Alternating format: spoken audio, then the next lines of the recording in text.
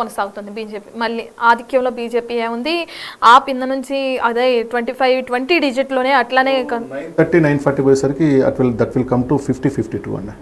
So 11 వరకు ఆ 50 కట్టిగా run అవుతూ ఉంటుంది. Maybe they will closely that number 44 నుంచి 50 మధ్యలో.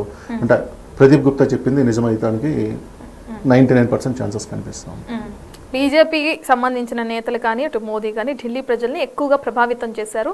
మెయిన్గా ఏ అంశానికి సంబంధించి ప్రజల్ని ప్రభావితం చేసినారు? ఎప్పుడు కూడా ఒక పబ్లిక్గా మాట్లాడటం, షో చేయడం ఇది కాదు. వాళ్ళు గ్రౌండ్లో చేసేది వాళ్ళ బలము. మోడీ మాట్లాడినా ఇంకొకరు మాట్లాడినా కానీ వాళ్ళ వెనక వాళ్ళ టీమ్స్, స్ట్రాటజిక్ టీమ్స్, అటు ఆర్ఎస్ఎస్ కావచ్చు, బీజేపీ ఓన్ టీమ్స్ కానీ వాళ్ళు చేసేది కార్నర్ మీటింగ్లు పెడతారు. Specially corner meeting. ఒక కార్నర్ మీటింగ్లో మ్యాక్సిమం ఉంటే 30 మంది 40 మంది ఉంటారు. వాళ్ళతో 1-2 గంటలు కూర్చుంటారు. వాళ్ళతో ఒక బాండింగ్ వస్తుంది. ప్రతి ఇంటికి అంటే దాదాపు ఒక సంవత్సరం ముందు నుంచి వాళ్ళు ఒక వార్డుకి ఒక ఏరియాకి మెంబర్లు పెట్టుకొని ప్రతి ఇంటికి తిరుగుతారు, ఎడ్యుకేట్ చేస్తారు. హామీలు ఇవన్నీ కూడా ఎన్నికల సీజన్లోనే. కానీ వాళ్ళ ఎలక్షనీరింగ్ 1 ఇయర్ ముందు నుంచి స్టార్ట్ అవుతుంది. ఆడు కనిపిస్తాడు, పోలింగ్ రోజు కూడా ఢిల్లీ మళ్ళీ కనిపిస్తాడు అనమాట. మనం ఇది మాట్లాడుకుని ఇది చేస్తాము అనేది తీసుకుంటూ వస్తారు. దానికి అదనంగా చివరి 30 రోజులు వీళ్ళు ఇచ్చే ప్రచారం హామీలే తప్పితే వాళ్ళ గ్రౌండ్ వర్క్ కనీసంగా 6 నుంచి 8 నెలల ముందు మొదలవుతాం అనమాట. ప్రతి ఓటర్ని వాళ్ళు టచ్ చేస్తారు, డైరెక్ట్గా చేస్తారు. అది ఇప్పుడు వాళ్ళ స్ట్రెంతే. మీకు మహారాష్ట్రలో అదే జరిగింది, హర్యానాలో అదే జరిగింది. హర్యానాలో వాస్తవంగా బీజేపీ గెలిచే పరిస్థితి వాస్తవంగా కూడా గ్రౌండ్లో కూడా లేదు.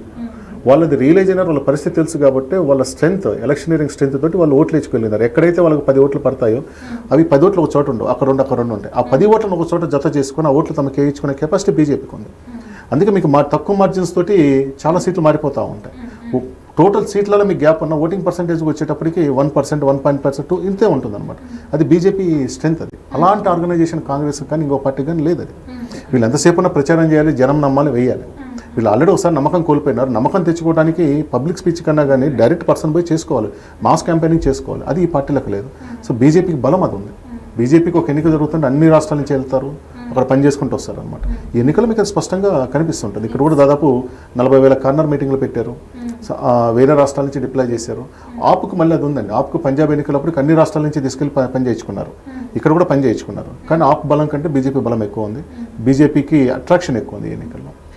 2020 ఎన్నికలతో పోలిస్తే బీజేపీ గ్రాఫ్ ఒక్కసారిగా అట్లా పెరిగిపోయింది. ఇప్పుడు జరుగుతున్న ఎన్నికలు ఈ ఫలితాలను బట్టి చూసుకుంటే మరి కాంగ్రెస్ ఎందుకన్నా గ్రాఫ్ ని పెంచుకోలేకపోయింది? క్యారెక్టరిస్టిక్ ఏది కాంగ్రెస్ చూపించట్లేదు.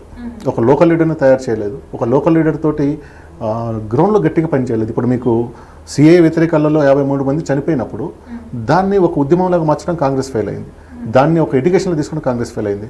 ఆ తర్వాత బీజేపీ ముస్లిం సెక్సుల మధ్యలో అంటే మసీదుల ముందు హారణ గుర్తు గొడవలు చేసినప్పుడు అవన్నీ జరుగుతున్నప్పుడు వీళ్ళది ప్రేక్షక పాత్ర తప్పితే వాళ్ళకి దాంట్లో ఇన్వాల్వ్మెంట్ వాళ్ళకి పాత్ర లేకుండా ఊళ్ళో ప్రేక్షకులు మాత్రం ఉండిపోతారు. వీళ్ళన్నమాట వాళ్ళు దాని మీద దృష్టి పెట్టింది కానీ ఒక ఎలక్షనీరింగ్ చేయడం కానీ వాళ్ళకి లేదు. ఆ స్ట్రెంత్ లేదు వాళ్ళకి.